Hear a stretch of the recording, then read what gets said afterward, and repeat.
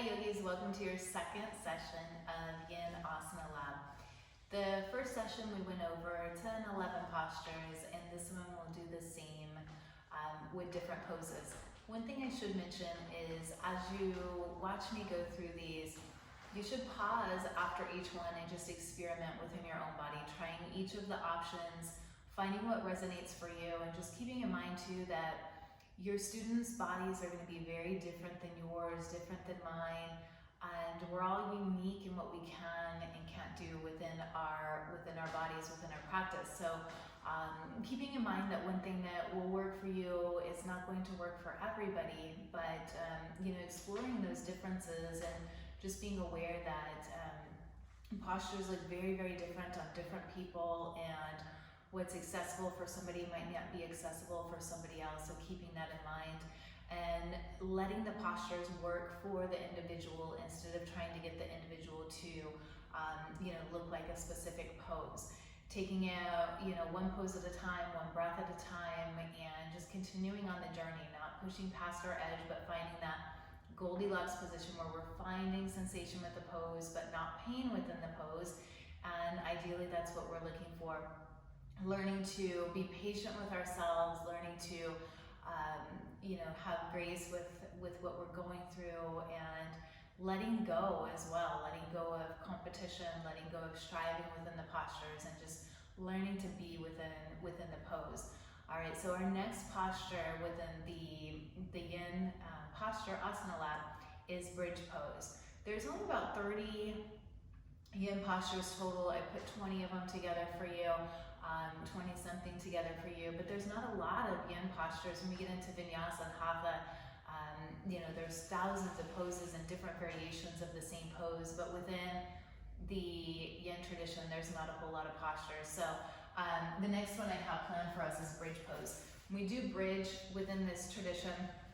Use a block or a bolster underneath of the sacrum. If you don't have that, I wouldn't recommend doing this pose. I'll show you an alternative called constructive rest.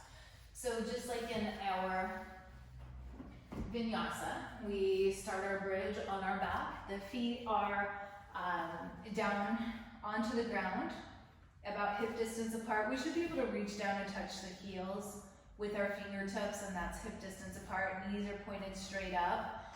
And we root down through the feet and lift up through the hips.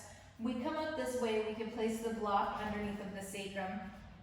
The sacrum is not the tailbone and not the lumbar spine. It's the place right in between that triangle space, right above your tailbone and right below the lumbar. That's where we want the block at. So we're placing this block right onto the sacrum. This is really good for the pelvis, the internal organs. It just helps to open everything up and settle back in. So we can hold this posture for 3 to 5 minutes, even longer. This is a great place to be, and you could use a bolster here, anything really to elevate and lift. If you don't have any props though, I wouldn't recommend holding bridge for that long. The counter posture could be windshield wipering the legs left and right, just giving some love for the SI joint here. So our alternative, if you don't have props, is a constructive rest. And you could substitute bridge within a sequence for constructive rest. Constructive rest, our feet are wider, they're to the outer edges of the mat, and then the knees come together. So it's kind of like the opposite of a butterfly pose. The knees are together and the feet are out. You can have your hands come down beside you. You could cactus the arms. You could have hands, one on belly button, one on heart center. So a lot of different options there. We did talk about our butterfly pose, our very first posture we talked about, and that was our Baddha Konasana. Supta Baddha Konasana is butterfly on your back, so you'd be right here, soles of the feet together, knees falling open. You could support the legs just like we did on that first explainer. Blocks underneath or bolsters underneath the knees if that's too much sensation. One hand onto heart, one hand onto the belly, or the hands can be down by the sides. Okay, so that is our bridge pose, our constructive rest, and our Supta Baddha Konasana. So there's 3 right there for you during this first section. So 3 different postures, all supine, all laying down onto your back. The next posture I have for you is a deer pose. One of the interesting things about deer in the Book of Yin is the author says that most people can't practice it well enough to get any benefits from it. I don't teach a whole lot of this traditional deer, but I'm going to show it to you anyway, and then show you the restorative deer, which I love to teach. Deer pose is an internal rotation on the bent leg and an external rotation on this leg. So we bring one heel towards the glute, and then the other one, the shins parallel across the top, kind of similar to what we would do like in a pigeon pose with this leg. And then this one, we're getting the internal rotation. So you could do a couple things here. You could hinge forward into it. You could twist, coming into twist, right and then left within the pose as well. So this is deer pose right here. I'll give you another angle just so you can see. We have our heel into our glute. The toes are flexed in towards the knee, the shins parallel across the top. And then we could come into our twist. If you go twist one side, then you would do the same thing on the second side. And then of course, switching the legs, doing the second side of the legs too. You could also hinge it forward. This is our deer pose. Honestly, it doesn't do much for me, and that's probably why I don't teach it a whole lot. But I love to come into a reclined deer. This is probably my favorite restorative type yin posture. So we would bring the soles of the feet onto the mat and then just release the knees loosely stacked over to one side. We have the bolster back behind us, and the bolster comes to your hip here. You would look and turn over your bolster, bringing the right hand towards the right hip side, and then the left hand towards the bent knee side. Placing your right cheek, right ear, right down onto the bolster. So this is one of my favorite shapes ever, and you could hold this for 5 minutes. You'll notice that people don't tend to want to get out of it when you cue them to get out. So I'll tell them to come up just enough to come onto the second side. So we would do that left and right side. You bring them back to center, bring the legs back to center, release the legs over, loosely stacked once again, and then twist into the pose. So we're twisting, feels just amazing, very restorative, very nurturing for your nervous system. After I do the reclined deer like that, I will also come into butterfly with the bolster underneath the low back right before Shavasana. So that's an amazing last 20 minutes of class right there. So that's your reclined deer. You could also do this without the bolster at the very beginning of class, doing a 3-part twist. A 3-part twist is great to start the class out. You would start just like this. Hands are onto the mat, fingers point the same direction as the toes. Toes are pointed forward. Release the knees over to the right, swing the left arm up and over. For the first part of the 3-part twist, you would stay right here. Hands are rooted down, arms are straight, and you'd hold this for about 30 seconds. You make your way back into center. Bring the knees over to the left, swing the right arm up and over, arms are straight. Hold the second side for 30 seconds. And then, so that's part 1. And part 2 is doing the same thing, and then you lower down onto the forearms, right? So we're lower down onto the forearms. You can hold this for about a minute. Give the option. Some people might stay right up here. That might be enough. So some of your yogis might stay right there. You have the option to lower down onto the forearms. Then you would do that same thing, same duration of time on the second side. So option to stay here, option to lower down onto the forearms, right? And then for the very last one, the 3rd part of our 3-part twist, we bring the knees over and then lower all the way down. So this is the same thing I was just doing, just without the bolster. It's not as luxurious without the bolster, but it surely does feel good. So that's a great way to start your class out, doing the 3-part twist. So I hold the first one for 30 seconds, arms straight, 1 minute when they're down into the forearms, and then about 3 minutes when they're all the way down onto the belly. That is our 3-part twist using deer pose. So a little bit different deer pose than what's traditionally taught in Yin, but that's how I like to do it in my classes. So the next one is dangle. There's no standing postures in Yin. We don't stand up in this tradition. except for dangle. It's the only standing posture. Sometimes I like to start the class out in mountain pose when I'm teaching a chakra class, just talking about the different chakras and the root chakra, but traditionally you don't stand up in this tradition. No standing poses except for dangle. Dangle is just like ragdoll in our vinyasa sequence. And so the feet are about hip distance apart, and you can take them from downward facing dog and then walk the hands forwards or backwards for dangle. And we want to make sure we're bending the knees a whole lot. The hamstrings aren't heated up, so if we overstretch those, they could be really achy the next day. Not good. So we bend the knees a whole lot, and then this way too, we're not stretching the hamstrings so much, but we're getting the decompression through the spine. The head hangs heavy. They can sway in this, right? Sway from side to side. There's low blood pressure, not such a great posture. They can get dizzy and pass out. So if that's the case, you can use a bolster or a chair or even a counter and just come into the pose like this. This is, you know, less intense. I only hold dangle for about 2 minutes. Most yin postures are 3 to 5 minutes, but I'm always scared that somebody might pass out if we hold it for 3 to 5 minutes. So I've never done that. 2 minutes tops. And I like to do 2 minutes in dangle, bring them into squat for 2 minutes. We did our squat in our last section. And then I'll bring them back to dangle for 2 minutes, and then back to squat for 2 minutes. It's a little flow that I like to do in the yin classes. But yeah, you can modify using the bolster for dangle. And it's the only standing pose. It's, you know, an inversion. Your head's lower than your heart. So getting fresh blood into the brain, giving you a little bit of a rosy cheeks, helps to slow the heart rate down, and lots of benefits in dangle. Feels so good to get that decompression through the spine as well. All right, so the next pose I have for us is our happy baby pose. Happy baby is done lying down onto the back. And so we're on our back for happy baby, right? And spine's flat down onto the back, onto the mat. And we can do half happy baby even.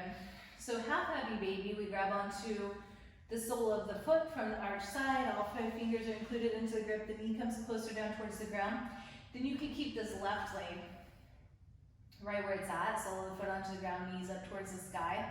For people with really open hip flexors, they can extend this bottom leg out long, right? For me, it rolls up too much. I don't like it so much, but you could even put a sandbag on there for a little bit of weight to help anchor it down. The other option is just keeping the sole of the foot onto the mat, knee comes up towards the sky. So that's our half happy baby. Once again, just doing the same thing on the second side as we did on the first, watching your clock, but that leg can extend out. I give them the choice to either do the sole of the foot onto the mat or the leg extended. Our full happy baby, bringing the knees down towards the ground and flexing the toes in towards the knees, holding onto the arch sides of the feet. This is great. You could also rock it from side to side. And, you know, we don't want to kick the legs out because the hamstrings aren't warmed up. And if we're kicking those legs out, tendency would be to, you know, get a little competitive with that and maybe injure a hamstring. So we're not doing that like we do at the end of a vinyasa class because the hamstrings are just not warmed up for it. You could also do another butterfly here where the soles of the feet are together and you're grabbing your feet from the pinky side, which is great. So a couple options. That is our happy baby, and we could do half happy baby, full happy baby. Those are both great options. I like to do half happy baby, 3 minutes each side, and then a minute of the full. So half on each side for 3 minutes, and then full happy baby for 1 minute. All right, so dragonfly is our next pose, and this is a seated forward fold. Legs go out wide. And let me make sure that's the right one. Yeah, dragonfly. So our legs go out wide, and we do this at the end of vinyasa as well. And you can stack bolsters up. I like to have 2 bolsters here and then come forward. You can hold this for a really long time, just depending on the support and how it feels for you. 20 minutes. You could hold it for upwards of 20 minutes. If it's a class, 5 minutes is good.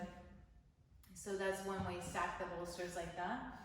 You could also make your ramp using a block underneath of the bolster, making your ramp, and then coming forward this way. So that feels really heavenly, stretches the backs of the legs, the inner thighs, and if you don't have any props, you would just come forwards, maybe onto the forearms, breathing into it on the forearms, and just letting gravity settle you into it. So one thing you'll notice is some students don't have this anterior tilt through the pelvis, that they will be not able to get the internal rotation that's needed for the posture. So we're like rolling forward, getting an interior tilt through the pelvis and interior rotation through the thighs. Some students will be rolled more outwards, that their bodies just don't move that way, that you would sit onto a blanket, just stacking the blanket up underneath of the bum, and that's going to help to tilt the pelvis a little bit more forward. So here's an example. Pretend this is a blanket here. We put that underneath of the bum, and that's going to help to get the rotation that we need. I recommend you trying that at home, just so you can see the difference, especially if you have more of a posterior tilt in your pelvis, where your pelvis is tilted backwards and that you're not able to get into these forward folds. Just stack a blanket underneath your bum, and that will help with getting that interior rotation that you need. All right, so that's dragonfly. Our next posture is shoelace. So shoelace, I like to come into shoelace from tabletop. I feel like I get a better position for the shoelace pose in tabletop. So for shoelace, you bring your right knee behind your left, crossing at the knees, and then we sit the hips back, and the feet come out. So shoelace, Gomukhasana, cow face pose.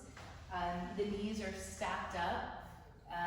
They might be more stacked on some students than others, just allowing, the body to be where it's at. So the knees are stacked, right? You could also add the arms in, bringing the right arm up towards the sky. Fold your fingertips down your spine. Maybe the arms close connection, and maybe they don't. If they don't, you could always use a strap to close the connection with the arm. So it looks like this. And then we can hinge forwards into it, getting more sensation. Now, if the hips don't both stay rooted down very well, you can extend the bottom leg within the posture.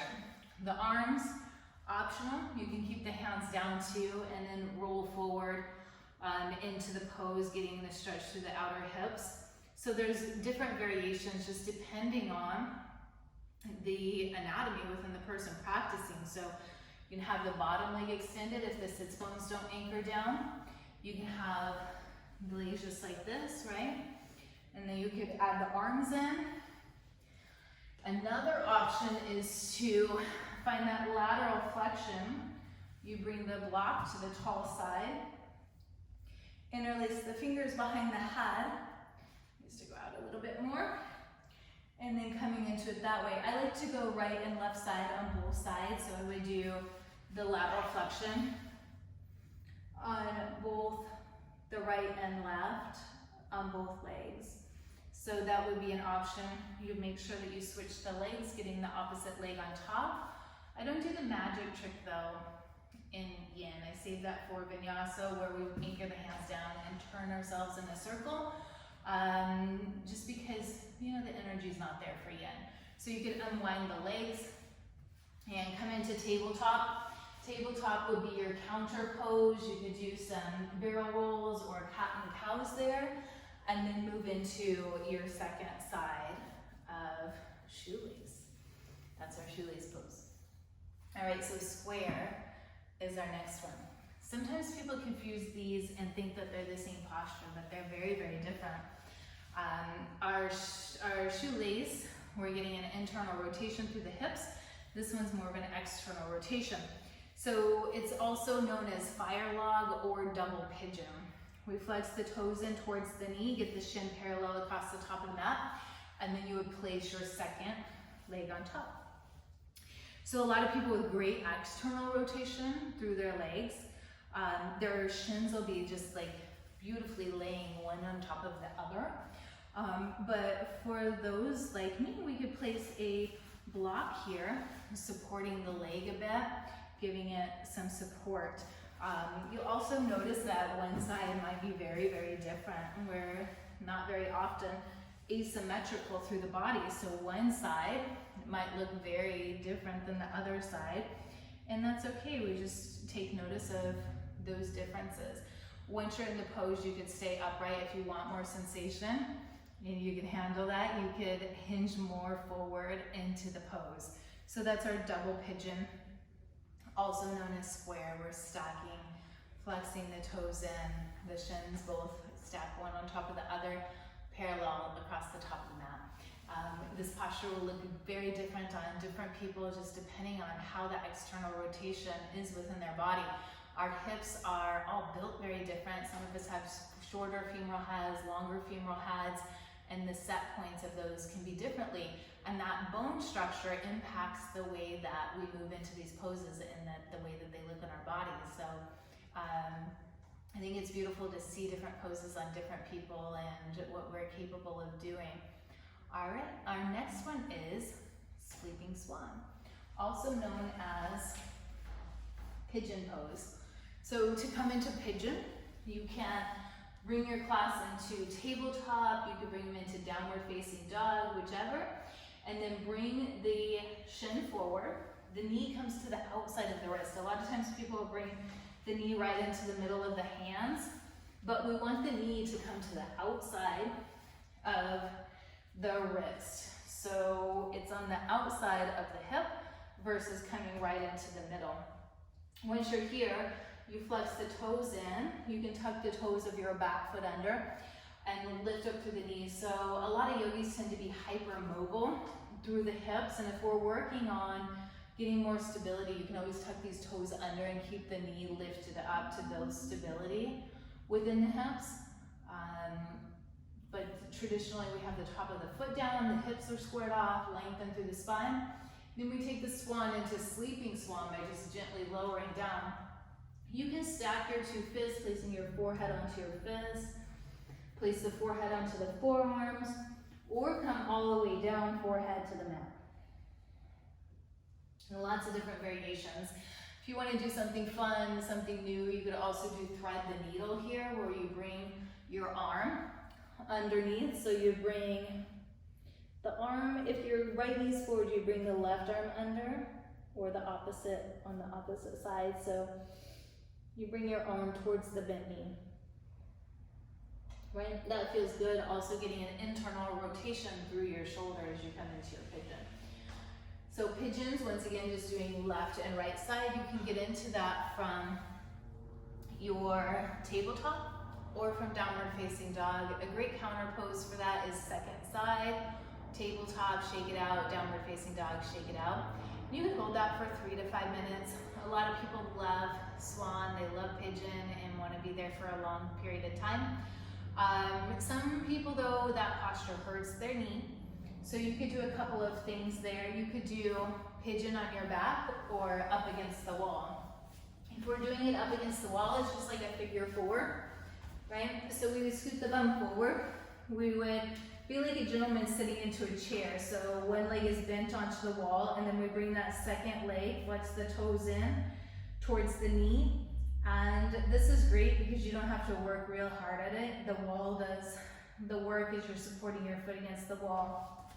If you don't have a wall for that, you could do the same thing, but without the wall. So you place the sole of the foot, or rather the ankle, on top of the knee, flex the toes in, and bring the right knee into the right shoulder, and then either interlace your fingers around the hamstring or the calf. But wherever we're at, we want both shoulders, both hips rooted down. Flex the toes of the top leg in. This will help to protect the knee, that the toes aren't sickled out. Protect through the knee. And this is a great alternative if pigeon hurts your student's knee or hurts your knee. That's a good alternative, is pigeon on your back. So those are great ways to get the same benefits, but just coming into a little bit different shape using the wall or just interlacing your hands. All right, so our next one is dragon. So dragon is our low lunge, but we bring the foot, so it's low lunge, but we bring the foot to the outer edge so that our hands can stack directly underneath the shoulders. So instead of having the foot in between the hands, we walk the foot over so that the hands stack directly underneath the shoulders. This is our dragon pose. Dragons, we can stay here or also lower down onto forearms if that's accessible. The other option is, let me change my view here for you, is to lift the back knee up, getting into it that way. This will put more stability within the hips, but also getting into the hip flexor a little bit better. From dragon, we could also move into lizard. Lizard, we open the sole of the foot up, so the sole of the right foot would open up towards the left side of the mat, and the knee falls closer down towards the earth.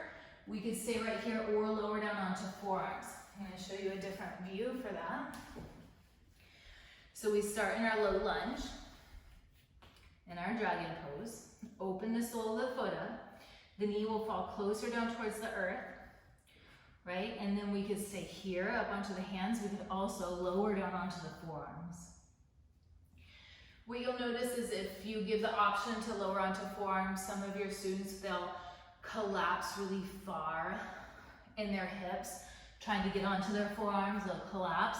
But we want to always choose the alignment over depth within our poses.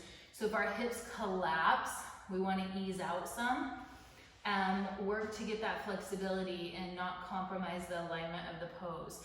So if you notice that the hips are shooting over to the right, to the left, give yourself permission to slow down, to speed up, and build that flexibility over time. So I like to do dragon and lizard, and then walk the sole of the foot over, and then do the swan from there. So that's another option too, if you want to do dragon, lizard, swan on the right leg, and then do it on the left leg. Those are good choices. And then we would come into melting heart. We're almost done. We just have a couple more postures left. So melting heart is another favorite of mine. We start melting heart by coming into tabletop position. And this is also known as Anahastasana, which the Anahata is our Anahata, our heart chakra, and then Asana is our pose, so our heart pose, Anahastasana. We walk our hands forward and place the chest onto the mat. The gaze, chin comes onto the mat, gaze is forward. So I realize this is pretty intense for a lot of us. It opens up through the shoulders, the heart just gets to touch down onto the ground. So there's a couple of ways that we can modify to make it more accessible. We can use a bolster or a pillow underneath of the chest. So if this is pretty intense for your shoulders, placing the bolster underneath, gaze comes over to one side, and then halfway through, cue them to go to the other side. The other thing that you can do is you can cactus an arm. So chest comes down, right ear, right cheek, left arm cactuses. This is less intense on the shoulders as well. So another option, if it's just really super intense, child's pose, arms wide. This is also called puppy pose in vinyasa, puppy pose. I like Anahastasana, melting heart, better though. So that is our melting heart. You could also do thread the needle. I didn't put that on the list, but since we're here, let's talk about thread the needle a little bit. We did it briefly in our pigeon, but you would root the left hand down. Inhale, right arm comes up, exhale, thread it underneath. We're getting an external rotation through this right shoulder. The right hand comes up towards the sky. You could reach the left hand forward. You could also take a half bind And let me show you on this side. So we would bring the left arm up and then exhale, thread it through, getting that external rotation on the left shoulder. So this right arm can come up, and your cheek, your ear is onto the mat with the arm that is bent. So my left arm is threading, then my left ear, left cheek is onto the mat. My right arm is threading, my right cheek, my right ear is onto the mat, and the gaze is that way. Melting heart is great right after you come into a thread the needle. So those are great postures to blend together, is thread the needle and melting heart. I love both of them. And then we had one more special request that I didn't have on the list, and that is a supine twist. So supine twist is a great way to end your practice. I'm doing about second to the last pose so that you can come into a symmetrical pose to finish. But have a bolster ready and place it to your left hip. We always do the right side first if we're coming into wind removing pose, because we have our ascending colon on this right side. Then you have your transverse colon coming up and across, and then descending colon coming down on the left side. So when we come into wind removing pose, we want to make sure if we're putting pressure, the ascending colon gets the pressure first, so that the flow of the colon is going right side, ascending, and then descending left side. So always do the right leg first. We can start our twist by just bringing the right knee into the right shoulder, pulling in, feeling the pinch. And then you would anchor down this left foot and then shift your hips like 2 inches over to the right, and then the left leg comes up and over. We want the hips nicely stacked, one on top of the other. If we don't do that little hip shift thing right there, it puts too much strain on your SI joint. Your SI joint doesn't have a lot of movement, and if we don't shift that over, it can put some strain on the ligaments of the SI joint. So just shifting your hips so that they stack one on top of the other. I like to use the bolster if we're holding this for 3 to 5 minutes, because a lot of times people's legs don't go all the way down. Mine does, luckily, but you'll see a lot of times the leg doesn't go down, and it's just not nice to hold somebody like this for 3 to 5 minutes. So if you're doing this, use the bolster. Another option, if you don't have bolsters, is to have the soles of the feet down, knees up towards the sky, and then just shift them that way. So if you don't have bolsters, this is another option. For your yogis that want more within the pose, they can bring the ankle. So the left ankle, if your knees are over to the left, my knees are over to the left, I pick up the left ankle and place it on top of the outside of the right knee corner. And that's gonna just add some weight there and get deeper into the IT band and the hip flexor on the right side. And so we would do that right and left side. And another option, and people love this one, twisted roots. It's like an eagle legs, and then coming into your twist. So eagle legs coming into your twist that way, but you would take the opposite leg when you twist it over, right? So doing your eagle legs, and eagle legs is a great twist too. So those are 3 different types of twists. Just bringing the right leg up and over, scooching the bum 2 inches, and then twisting. The right shoulder needs to stay rooted down so that we're twisting from the mid-spine down. That's really important when we're going into twist, is either twisting, keeping an anchor, so either the shoulders anchored or the pelvis anchored, so that we're not twisting too much on the SI joint. The other option is just to release the knees down, another supine twist, and then doing our twisted roots with the eagle legs. So I didn't have it planned, but I'm also going to go into tail of the cat since we're here. In tail of the cat, we would do that first variation of our knee into the chest. And then we scooch the bum over 2 inches so that the hips are stacked, right? So tail of the cat, we would bring this bottom leg up, grab onto the foot, and then the top leg can just be loosely stacked or straight, however you want it. You could even, grab onto your toe on that side or use a strap there.